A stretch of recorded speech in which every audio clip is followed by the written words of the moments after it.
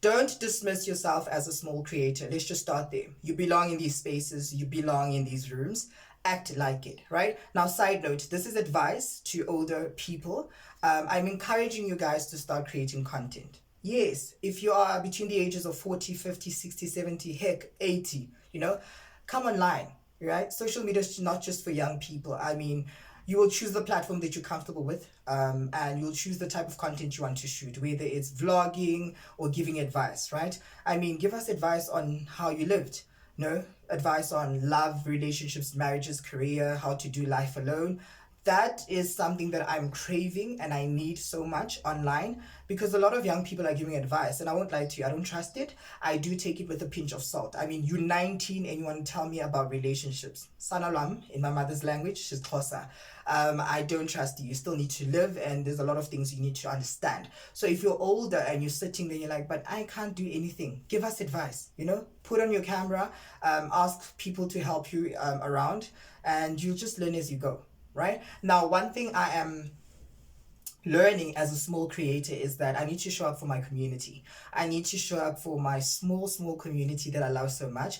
All 4,000 plus of you guys who take the time out of your busy schedules to watch me, listen to me, and engage with my content. I do not take that lightly. I respect that. So I need to consistently show up for you guys. I showed up when there was only 10 of us here. Now we are sitting on 4,000, right? So I want small creators to understand that you need to respect your community. You are not Mihlali, you are not Chaos, and that's okay, but respect your small community online. Now, there's something that I'm also starting to do recently, which is kind of weird. I stopped engaging with big influencers' content. I don't like, comment, or share, or repost their content anymore. And it's a bit difficult, but I have to tell myself, no, don't do this, right? Because even if you comment, they don't reply. So what's the point? Instead, I am starting to engage with smaller content creators and influencers. I comment and I like, and they respond. That's the beauty of it. And I like that because it makes sense to me. So essentially, what am I saying? I am saying this. I'm not just a number. I'm not just a subscriber. I am a functioning human being who took the time out to watch your content and engage, right? I respected you enough to watch your content and your work, right? The least you could do is just respond back and reply to me. And if you don't reply, that is disrespectful. That does come across as disrespectful, right? With that said, hi and welcome back to the channel. Come closer, class is in session. Now, small creators do exist. Yes, and there's nothing wrong with us. Now, I won't lie to you guys. Numbers are important and numbers don't lie. But sometimes real content is hiding behind low views and engagement, because big creators and big influencers sometimes can be very performative and they really don't care like that. I want small creators to start looking at their numbers literally. This is the perfect word. Literally. If you get 200 views, that's 200 people in front of you. Now, if you had them in front of you, you'd be so nervous. That's how I look at my views, honestly, right? And I don't know if you guys heard that we need to boycott TikTok, apparently. Big influencers are telling us to come together and support each other and work together to boycott TikTok because they're getting low views, engagement, and they want to monetize these platforms. And I'm like, I'm not boycotting anything. Right? I was struggling on my own. I've been on 200 views. No one helped me. No one cared. Now that it's affecting you, you want to drag me along. No, I'm not boycotting anything, right? Big influencers do come across at times very entitled. They hardly touch on serious issues in society. They hardly post or reshare when we're struggling or going through things. But when they are affected, now everyone has to come to the party. Unfortunately, I am not, right? So here are some of the things that bore me about small creators and small influencers, right? Now, they lack confidence and they are very insecure in their content. Just because you got 200 views does not mean anything. It does not mean anything in the grand scheme of things, right? You never know who's watching you in this 200 views. And I've seen and heard people say that sometimes in those views, that's where your dreams or opportunities can come from, right? I mean, you never know who's watching you.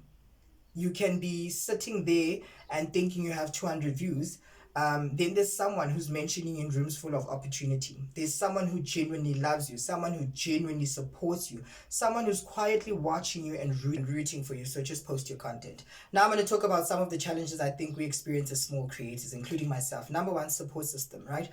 My friends and family don't understand what I'm doing online. So I went out and looked for people that are going to support my channel, and there's someone that really helps me a lot with my channel. I respect them so much.